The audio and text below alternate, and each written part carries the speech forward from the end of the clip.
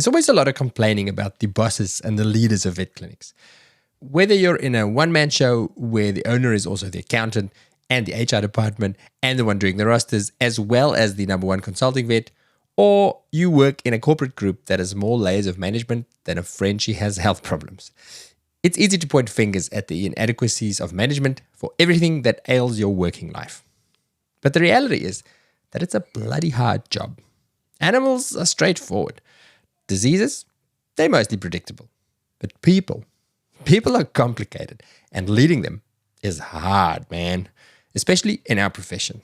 And that's the way I see running a veterinary business too. It's incredibly nuanced and complicated. It's never all good or all bad. So this one is for our leaders, because somebody's got to do it, and this conversation will hopefully help make it just a little bit less nuanced and complicated. You're listening to The Vet Vault, where we aim to inspire and empower by listening to the experiences and insights from the others who are walking this path with you. And in this episode, you'll hear from David Liss. David is the Director of West Coast Operations for the Veterinary Emergency Group, or VEG, in the US. He has extensive experience in our profession. First, as a double-boarded veterinary technician specialist, working on the floor as an ER ICU technician for more than 10 years, and then in several leadership roles for large 24-hour emergency and specialty hospitals.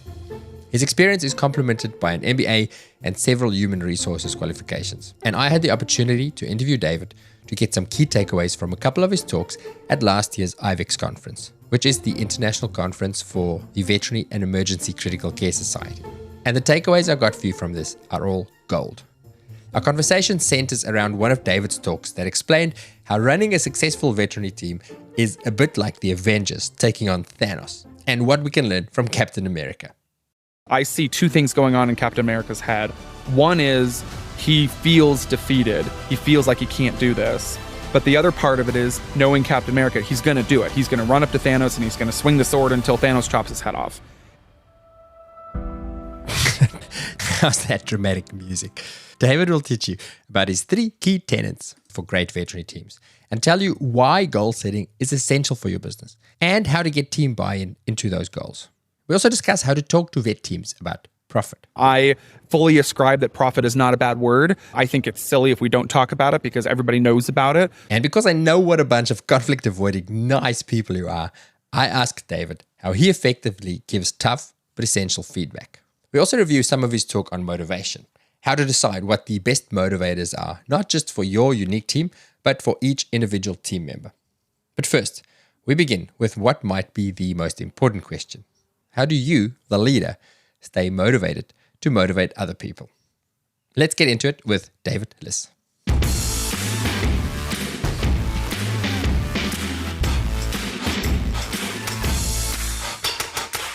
Welcome to the couch with the Vet Vault. Yeah, thank you. The very last talk, my very last talk on the very last day of IVEX 2023. Awesome. Thank you so much for having me. I appreciate it. You've done a lot of talking.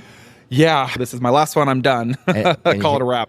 So one of the topics that you spoke about drew me because I'm a bit of an Avengers fan. Sure. Yeah. You had a topic that said how the Avengers beat Thanos. Yes. Which has made me think a lot about how. I didn't get the privilege of going to your talk. I was busy doing this stuff. Sure. So I was trying to think, how did they beat him? I know how. I've watched the movie. I want to start with, there's a scene in one of the Thor movies that I really like for personal motivation. Okay. So have you seen Thor Ragnarok? Yes. That's one of the best ones in my opinion. Yeah. So the scene towards the end where his sister, his evil sister, Hela, whatever, he's got him by the throat and his hammer's broken. He doesn't have his hammer anymore, so he feels useless. Right. And she's about to kill him. And then Odin appears to him in a vision and he says to him something along the lines of, "What are you the god of? Are you the god of hammers?" Right. And the answer is, "No, I'm the god of thunder." Right. I'm much more, I'm not my tool. I'm not And then he realizes, then he kicks butt. Yep. So what are you the god of? Oh, wow. That's a good question. Oh, my God. I guess I would say I'm the god of inspiration. I try very hard to personally, professionally, and with teams that I work with, not let them see roadblocks as negative. They're just roadblocks. I mean, there's always a way around it and through it. And I do that, I think, by bringing an inspirational, there's always something next, bigger or grander that we can work towards, which keeps people motivated. So that's your leadership superpower. I think so. Yeah. Motivation. Yeah. Motivation and inspiration. Mm-hmm. How do you it's a complete detour, but how do you do that without playing the glad game? Like fake silver lining. Like, don't worry, guys, it's okay. Because sometimes people want to be heard that there's a problem, right? And just going, it's okay, we'll get through it. There's a way. Yeah. How are you not irritating when you do it? No, absolutely. And that's a great point. I'm not a cupcakes and unicorns kind of person. I do think that life is difficult and there's ups and downs. What I do think, though, is that it's always really about the story you're telling yourself or how you frame it. So what I like to do, exactly as you said, is let the person tell the story from the fear, the negative lens, whatever, wherever they're in, meet them where they are. And then I'd like to just ask questions about, like I'm trying to think of an example. If they say something, I'll never this, or this could never happen. And I'll ask questions about, why do you think it could never happen? And that starts to dig into a little bit of some sort of story or bias or history or whatever. And it brings it forward. And then when we're at that place, I then like to say, why do you think it could never be different? And then that elucidates something else. And then the last phase of that is, there's always two paths. There's a path that it could be amazing, and there's a path that could be terrible. But there's always two paths. And what that does, it starts to give them that little bit of hope that they can go down the path of amazing. And I always say it could be terrible, could be mediocre in the middle, but it could be amazing, and that gives them this ability to move forward. I like that question. I can't remember where I heard this or read it, but it's for any situation, especially something that gets a negative emotion. So everyday life or at work is to ask that question, is what I believe about this true? Yes. And then second question is it definitely true? Exactly, correct. I think the example that I heard was somebody cuts you off in traffic and you go, you asshole. And then you go, is that true? Is it definitely? Maybe it's not. Maybe he didn't see me. Absolutely. And then the last question is, if it's not true, what could be the opposite of 100%. That's the right way to do it. Yep, absolutely. And when we talk about motivation, so this episode will be for the team leaders. Sure. It's a tough job. How do you keep yourself motivated with it as well? Because it's so I know many practice owners, and sometimes it's tough if you're feeling to go in and then motivate the team when you're feeling like, well, all I can see is roadblocks. That's a good question. I think there's kind of two parts to the answer. So the first part is I see it as a requirement of my job. And so, does it mean that I'm perfect at it all the time? No, but I have to, not want to or need to, but have to be motivating or inspirational, whatever that skill set is. And then I frame that for my job. So I don't have to be it 100% of my life. I can take the time, I can play with the dogs, I can see a therapist, I can go to the beach, I can eat good food, whatever it is to then fix, that part of it. The other answer, I think, is that privately, meaning in my office or with a trusted boss or coworker, colleague, I can be not happy or be struggling with something or whatever, and have them reframe it for me also, so that when I go to work with the teams, I'm better. And I just also tell myself too, like if I have an upset around, I don't know, I do a lot of operations, so a clinic's performance or how they're doing or all that kind of stuff, I just say to myself, again, framing it and contextualizing it, have they always been this quote unquote bad? Will they always be bad? No. So, okay, hang on a minute, zoom out. And that usually fixes any kind of negative feelings that I have or struggle. And then I just tell myself it's a marathon, not a sprint. That's great. The first part of your answer, because it's a requirement of your job. Yeah. You're a professional. Yeah. I like that. Sometimes we go, well, I don't feel like it. Well, I like reading about writers and how they write, because that's a tough job as well. And the most successful ones say, it doesn't matter if I feel like writing. Right. I sit down and I fucking write. Yeah. It might be rubbish, but I have a commitment. Absolutely. That's the difference between somebody who dabbles and somebody who's a professional. 100%. That's correct. Yeah. Quick update on our clinical podcasts, and then we'll get back to David. It's conference season here in Australia, and I have been recording like a madman. I've had amazing conversations with amazing speakers about amazing topics. In the past month, I've learned about silent regurgitation being a major cause of chronic coughing in a large percentage of your coughing dogs, about how to actually fix those poor constipated cats, how to get better at managing sepsis, fixing cleft palates, diagnosing and managing pulmonary hypertension, how to save those fate cats, and I'm not even nearly done. I'll be back at IVEX again from 7 to 11 September, interviewing more of the world's best specialists. You should come and join me, by the way. It's epic. I'll put a link in the show description for you. And I'm not even quite done releasing recordings from last year's IVEX. Of course, you can hear all of this on our clinical podcasts. So if you have FOMO about all of the good stuff at all of these conferences that you've been missing out on, we've got you back. Sign up now at vvn.supercast.com to get access to our conference highlight interviews, plus more than 500 other episodes in emergency critical care, small animal medicine, and surgery. And of course, our beautiful show notes. Oh, and on that topic, something to look forward to for our subscribers. I'm very close to releasing an AI assistant that intelligently searches our show notes to give you on-the-spot answers for your tricky cases using all of the content that we've ever covered on the clinical podcasts. So, for example, you can ask it, have you covered, hip dysplasia anyway? And it will tell you that, yes, back in episode 44 and in 78 on the surgery stream, we discussed hip dysplasia. Or you could ask it a direct question, like, can you tell me the recommended insulin dosing protocol for, treating a dog with DKA? And it will pull up information from our episodes on that topic. I've been using it at work and it's really, really cool. Our members will have access to this included in their subscriptions, but once I go live with this, the pricing for new signups will have to go up to cover expenses for the tech and the back-end stuff that will make all of this possible. But if you join now, or anytime before this happens, which is hopefully in the next month or so, you will be locked in at the lower price for as long as you stay signed up. So go and lock it in now at vvn.supercast.com. That's vetvaultnetwork.supercast.com. Okay, back to David. Okay, back to the Avengers. Yes, let's do it. How did the Avengers defeat Thanos? That's a great question. So in the lecture, I reference a scene, and this is the classic scene where Captain America's helmet's busted. He is bloody. He's damn near crawling. And Thanos is sitting at the top of the mountain. And the scene pans where it's all of his ships and all of his people. And it's interesting because I see two things going on in Captain America's head. One is he feels defeated. He feels like he can't do this.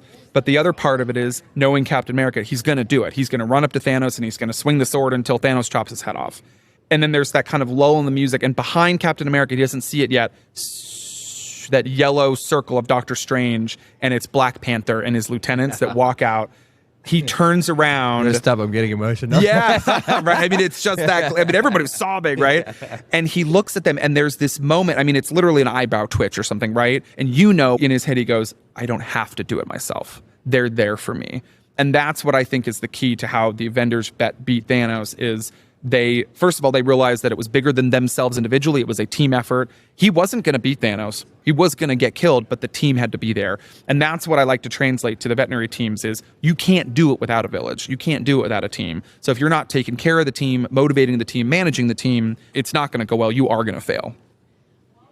Yeah, and you're not Captain America either. Right. No, none of us are, You might think you are. Yeah, exactly, correct. Yep, and I think that's the really good kind of dichotomy of where he still has that, and God love him, but that ego of I can do it and I'm going to do it myself. And then I see in his eyes that moment of I can't do it, and then the team comes in to save him, and that's the ultimate just truth in that movie. So where do you go with your talk with that? Because it's a simple principle, but not always that simple. Yeah, absolutely. So what are the key tenets of your discussion? No, absolutely. So I'm not a huge sports fan, but I do use a lot of sports research and theory in that. And again, there's parts of sports that I think are probably somewhat toxic, but the idea is that if you look at sports and look and understand the team, first of all, you have a really strong leader, right, which they call a coach. And that coach is not easy on the team. They're difficult on the team, but it's always done from love. It's always done from care.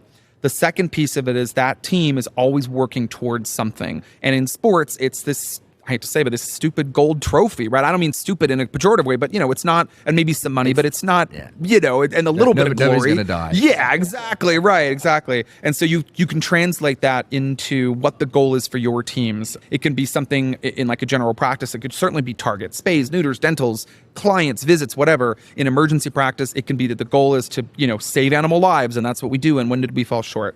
So when you get everybody focused on that goal, then you just continue to identify when did we fall short of the goal, how do we get better at working at the goal. What that does is then it kind of takes anything personal out of it, meaning I'm not doing poorly, me personally, the team isn't, the goal didn't get met, how do we get better? People don't like their egos attacked directly. So when you make it about the goal, it takes that off of it. And then the third part is the team dynamics. So understanding that it is a bell curve. You're going to have A players, B players, and C players. There's going to be a few A players. That formula for success, you can't have all A players. It doesn't work.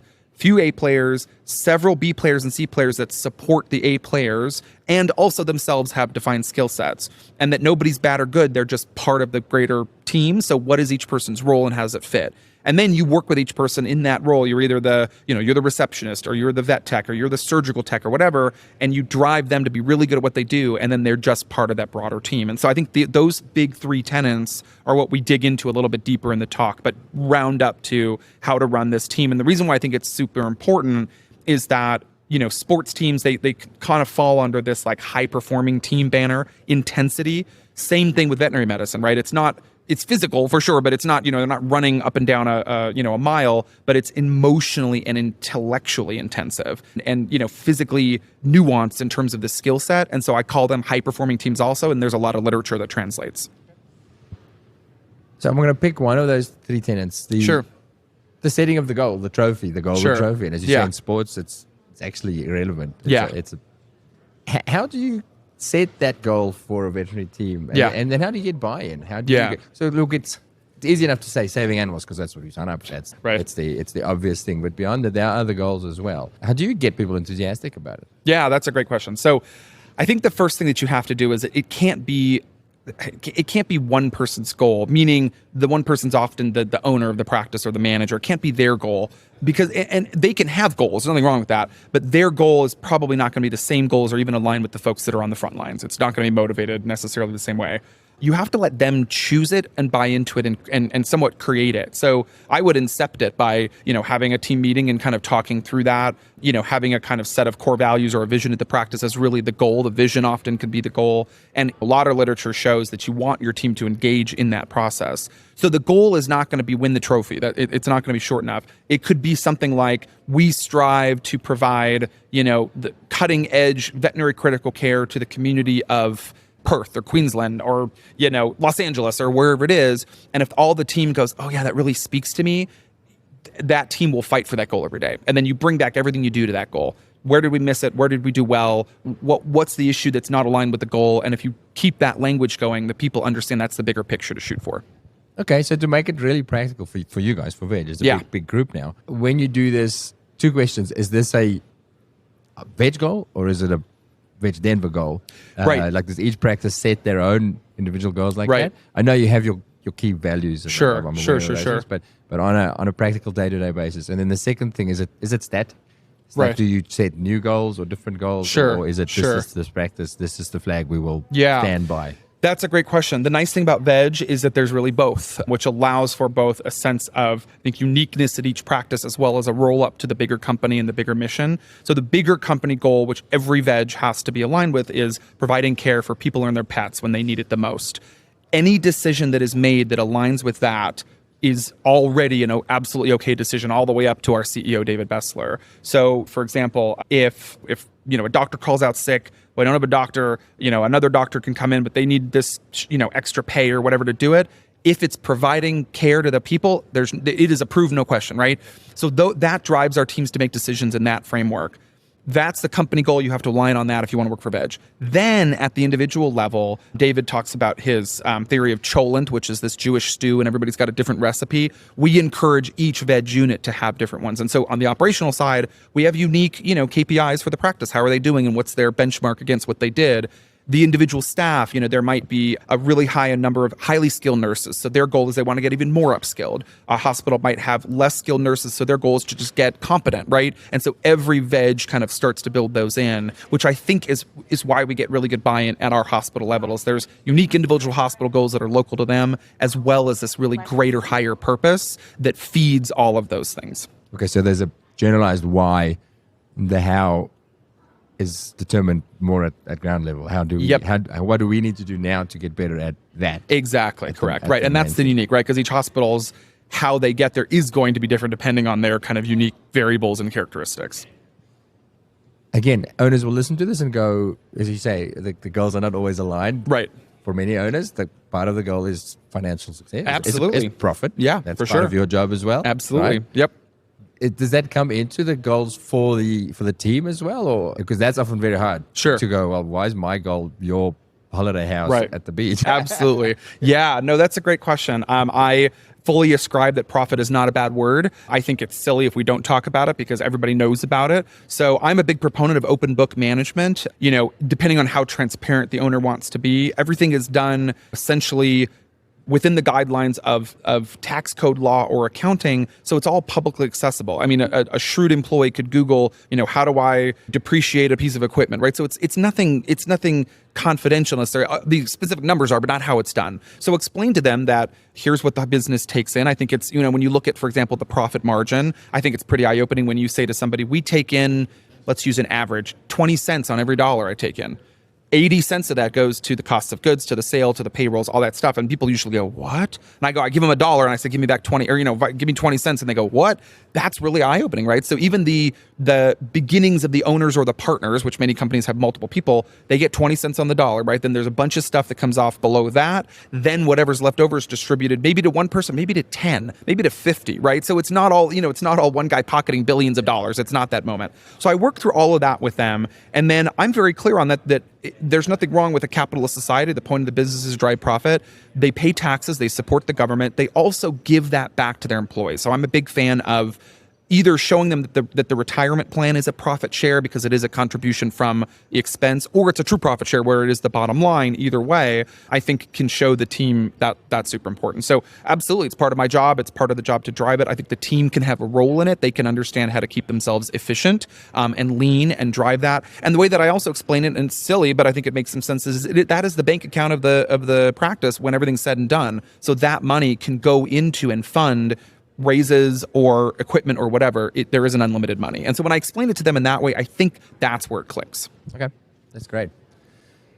So when we have these values and the things that we decide that we're going to strive for and agree on, and it doesn't happen, then sometimes we have to have difficult conversations. Absolutely, sure. Is that part of your job? Yes, for sure, 100%, all the time. You've got to sometimes be the bad cop. You can't. Yes, absolutely. That is hard. I know there's a lot of data that shows that most of us in the vet profession are very amiable people. Right. We don't really like conflict. We choose to be vets because we want to help. And I've been in a leadership role. I ran a practice as well. Yeah. And I would walk around for 2 weeks before having to give the feedback that I don't like giving. Right, absolutely. How do we make it easier? Or how do we do it well? Yeah, that's a good question. So, no offense meant, but I'll call you out. It doesn't get easier. What you have to recognize though, right? You have to recognize that it is tough. And so I think we actually talked about some of this even in the beginning part of this podcast where you just kind of said, you just kind of have to do it. You just kind of have to do it. Now, that doesn't mean that you should be terrified of it. I think there's two things. One is understand that it's going to create some sensations in your body. You're going to be nervous. You're going to have dry mouth. You're going to trip on your words, all of that. All of the above. Yeah. And if you give into that a little bit and understand that you're not going to be this perfect, you're not a news reporter, right, that's got a script, then it relieves some of the perfectionist stuff that we have of how it needed to go. Okay. The second thing is just be in it with the other person. If you come at it from a perspective of I care about this other person, doesn't mean you're not going to terminate them, and you might be caring about them while you terminate them. However, the decision is separate from the fact you care about them. It relieves, it soothes a little bit of that fear as well to just say, I'm not sure what's going to be the outcome of this meeting, but I need to tell this person that stuff. That is my job. It is my responsibility. It's also, heck, my honor to tell this person that they're not doing well, and it's fair for them to hear it. And then I'm going to get through it in a way that I feel is the most respectful, most professional, and we're going to try to come to a resolution. The resolution might be we didn't come to a resolution and I'm the one in a seat of authority and I'm going to separate and end the relationship. But that can also be done with incredible generosity and heart and outside of the box thinking so that it isn't nasty and horrible and go sideways. The other thing about this is that no employee should ever know they're going to get, never know they're going to get terminated because you should have talked to them, not 50 times, but enough times to say, if this performance does not improve, something else is going to happen. So the doing it with care and doing it from a place of love, it's often not perceived that way. Sure. Especially when there's a lot of emotion involved. Sure. How do you do that more? How do you show that? How do you, let's say we're having a different conversation. Yeah. I'm not performing. How do you do it? What words do you use to make me believe that? Sure. So, the ultimate theory or buzzword around this is called psychological safety. And the idea is that the person, if they're reacting to what you're saying and they're showing signs of it, so they're wanting to disengage, they've got, body language that's showing you, they're shutting down and not responding, they're not feeling safe. And so unfortunately, in a termination conversation, the relationship's going to end. But any other type of conversation, I call that out very gently and in a loving way. And I'll say, hey, I need you to respond. This is going to be part of what I need you to do, but it looks like you're not ready, or you've got some thoughts that maybe you aren't, safe feeling, or you look like you're very kind of amped up right now. Why don't we take a minute? Let's step back. Let me address the fact that I think you feel like this is not a safe conversation. I understand how it can feel that way. Where is that coming from? And they often will say things like, well, I think you're going to fire me, or whatever. And you can kind of work it and say, hey, that's not this conversation we're having. Doesn't mean it won't happen forever, but right now this is not happening. You can reframe it. The other thing that you can do is you can recontextualize the conversation and say, I just want you to know I am doing this because I care about you and I want to get better, and I'm going to show you how you can get better, and I'm there for you. And that typically lowers the anxiety and the fear. And once you've moved through some of that, then you can start to get them to crack the nut and open up and say, I don't agree, or I do agree, or, I don't feel respected, or I do, whatever their responses are, which allows you to go down the path with them. Yeah. I like that, where you actually point it out and say, look, if I didn't care, I wouldn't, this is not easy for me either, but I care enough that I want to do this because I want you to grow with us. Yeah, absolutely. That's really good. Yeah, this is something I've really found hard. Setting up that conversation, picking the timing and the place. I always got so stuck. Okay, now we're on shift together. I know I need to talk to you, but we're busy, so I can't talk to you now. Right. If I tell you yesterday via email, hey, David, after shift tomorrow, you're going to pop by. There's something I want to talk about. Yeah. Then I worry that you're going to walk around, you're not going to sleep tonight. Right. You know what I mean? Yeah. How do you set it up in a way that's, because you've got to preempt. Yeah. So it in the moment feedback obviously can be done right away if it's like on shift and, they missed a catheter and you can teach them. But a larger conversation is a great question. I would say the first thing that you're doing correct is you're thinking about it. You're not doing a process like sending out a Google invite for 2 weeks from now and not having any understanding of what that emotional impact is like for that person, meeting with David, dun, dun, dun, right? I try to just be very conscious of that. There are different ways that I'll approach it. If it is a very, very serious meeting, I'm not going to frame that it isn't. I'm going to, we're going to set that up that way. But if it is a true, just kind of quick catch up, I need to give you some feedback. I try to basically just be fairly casual about it because it is casual. This is not that means I don't want documented. It's not a disciplinary hearing. Right, exactly. And most people are going to perceive that, but I don't want to buy into that, by saying that it is or influencing that. The other thing to do is the way to get around that is to have a lot of feedback so that when you have these conversations routinely with this person, it's less triggering. And they realize that, I'm just having a feedback meeting with David. It's not negative. I'm not getting fired for it. There's investment to get better. And it de-escalates that too. The first time you ever have it, they're going to be triggered. You just have to know that. But I try to just have more consistent, So if you say have those meetings on a regular basis, is that always going to be constructive feedback, not negative? I know it's the wrong Sure. word. Or do you have catch-ups as well and say, look, I want to talk about the week, and then it's excellent, you did really well there. Right. More of that. Do you do those as well? They talk about you got to do 10 good things for every negative bit of feedback. Yeah. I think you have to, because I think you have to, again, destigmatize the as you said, the negative, which is really more constructive conversations, because those are always going to feel threatening and triggering to an employee. So what I try to do, and sounds kind of silly, but as I try to have the same process, like whether it's, the wording that I use to ping them or email them or IM them or whatever about setting up the meeting, that I do with a good and a bad meeting. And the reason why I do that is so they just get used to having meetings with me. That's exactly what I'm asking. Yeah, exactly. And so sometimes it is and sometimes it's even in the same meeting, this is not all bad. Yesterday revenue was great, payroll was off. Okay, hang on. Revenue is great. Let's stay for that for a minute. This is what you did well. Payroll's off. Let's talk about that. And it's always, it's always a stew of a bunch of different ingredients versus it's always just, pasta with butter. Like it's not all just one thing. It's very complicated. And that's the way I see running a veterinary business too. It's incredibly nuanced and complicated. It's never all good or all bad. And those sort of meetings, are they structured on a regular basis? Do you have set meetings with teams on feedback, good or bad? Or are they generally pretty ad hoc? Yeah. To when there's something to Another say. great question. I believe in both, actually, because I personally believe that we need to keep people on their toes. I think it's important because they need to be able to work through their own kind of emotional process and learn that that's happening in different periods. Especially, I would say most are with executive level leaders like hospital managers and higher. Frontliners, it's tough. I don't ask for that as much. But yeah, so weekly or bi-weekly with hospital managers or that level, and then a few ad hocs if there's a fairly urgent situation, meaning, hey, this is some stuff we just got to talk about now. And the reason why I do that is I try to desensitize the fact that I'm getting on a Zoom with you or a meeting or an in-person. you almost know that it's not bad if that's what's happening, because that's the process for just working with somebody directly and closely. Okay, great.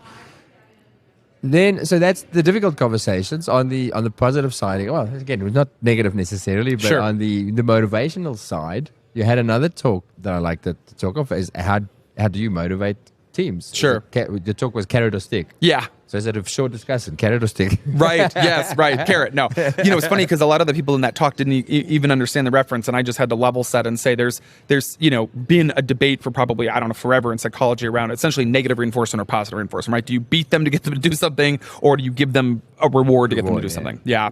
I know I didn't address. I'm sure the veterinary behaviorists would have thoughts on what the right direction is.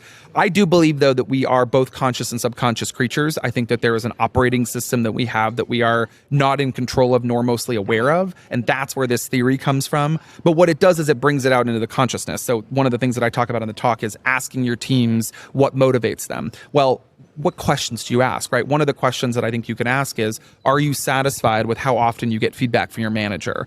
And if somebody says they're incredibly satisfied with that, they're not going to be as motivated by, say, getting feedback from the manager as somebody who says, I'm incredibly dissatisfied with that. They want more feedback. That person they're telling you they want more feedback. How satisfied are you with your opportunities for promotion? That taps into a person's desire for power. Power is not a bad word. It can be wielded in a bad way, but power is not. So if they say I'm completely dissatisfied, they want to be promoted. That's what they're telling you, and you've got to build that for them. So that's how to figure out what internally motivates your team uniquely.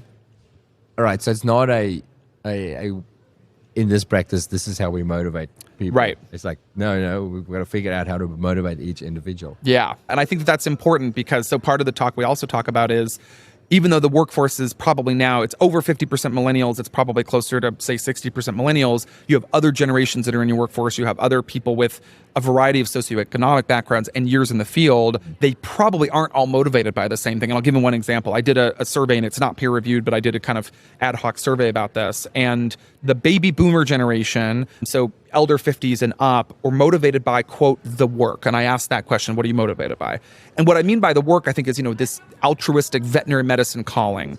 Less millennials were motivated by that. And not that they were demotivated by it, it was just a less of a group. And the way that I thought about it was, they need the work and ...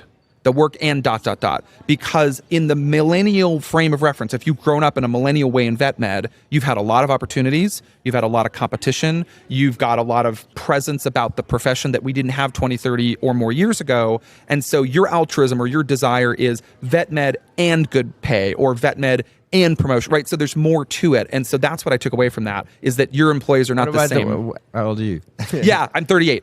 Gen X. Yeah, Gen X, correct. Yeah. The forgotten generation. So what do we want? Yeah, it's a great question. So, it's funny when you do research or you look at this. First of all, I don't totally buy into all of the stuff with the generations, and I think there's some cockamamie stuff in there. But it's interesting because the Gen Xers typically come through from this. Remember me. Don't forget about me.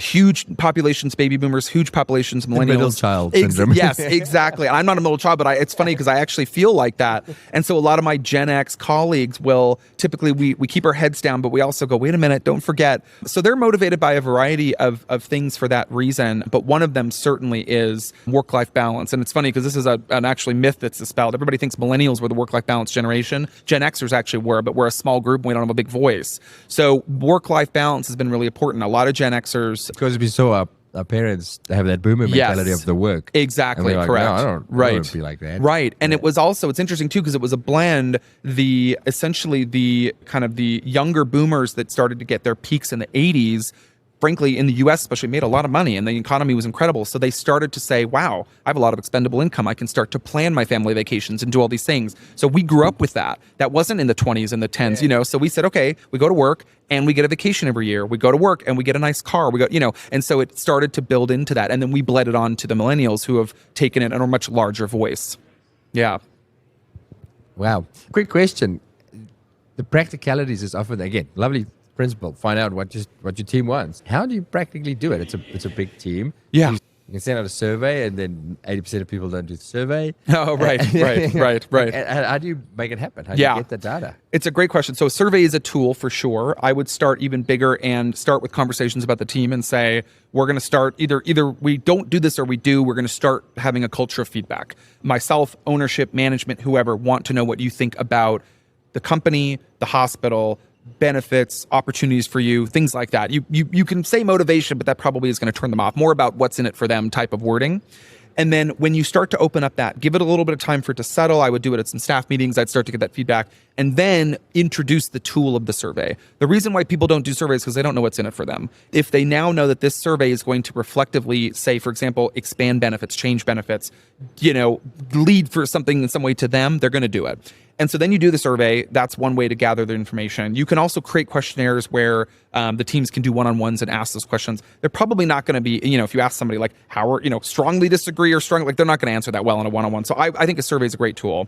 And then if you have a team of 30 or 20, the manager can probably handle that. But if you have a team of 150, you probably need to have somebody centrally manage that and then disseminate out the results by department or lead or shift supervisor or whatever, and then give those people that information. I think there's two sides of it. One is what is the personal motivator for the employee that a frontline manager, middle manager could use and influence. And then the bigger roll up is what can the company do differently. So for example, you think you have great benefits, it's a PPO plan and 90% of your employees says the insurance is not great.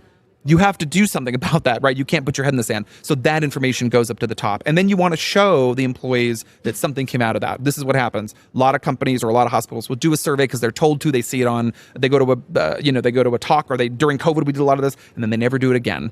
What do you think is going to happen when 5 years later you say, we're going to do it again? Nobody's interested. It's been deflated, right? So you have to come up with a process and then repeat it over and over and make changes. It's interesting. I listen to this and I go, because you guys are a big business. You've got and I'm part of a big business as well. Yeah, where there's back-end and there's management, there's leadership, Absolutely. and there's HR group who can do these things. But for a lot of people, it's my practice. Absolutely. And it's a lot of work. Yeah. Absolutely. But then you see people complain about, I can't get buy-in from my staff, or my staff Right. is blah. Right. They whinge about it. But then I listen to this and I go, but it takes work. Yeah, absolutely. It's that same thing. Are you being a professional about it? Are you expecting them to just do it? You got to make it happen. Absolutely agreed. And that's where I think we go back to the beginning around like looking at roadblocks and moving through those. For example, one of the things that pops up into my head is, what, even in a small business, 20, 30 employees, what could you outsource or move off of your plate? Payroll's a great example. You can do a PEO, you can do third parties that frees the manager up to do more of this stuff, this employee engagement I was stuff. about to say, if you're the owner manager, it's very hard to have time to make a survey about what your employees want to be motivated if you're working 50 hours, if you're on the clinic floor 50 hours a week. Absolutely. It's not going to happen. Right. Go to surveymonkey.com or, Quizlet, or there's a money on everyone's. You probably got to sign up for 1 year. You type in employee engagement and you get 32 templates. And really? Grab one of those and send it. Right. So, we also often think we're on an island. We have to build it ourselves. There are so many opportunities. And there's now, with so many like startups and tech companies and stuff, there's lots of tools for small businesses to run this stuff. A lot of third party, and I don't have any names off the top of my head, but a lot of HR and payroll companies that look at small business will have some of these tools to pulse surveys. So definitely I would say that these roadblocks are all easily moved past to get you to the goal of having more motivated, more engaged employees. We started with the movie.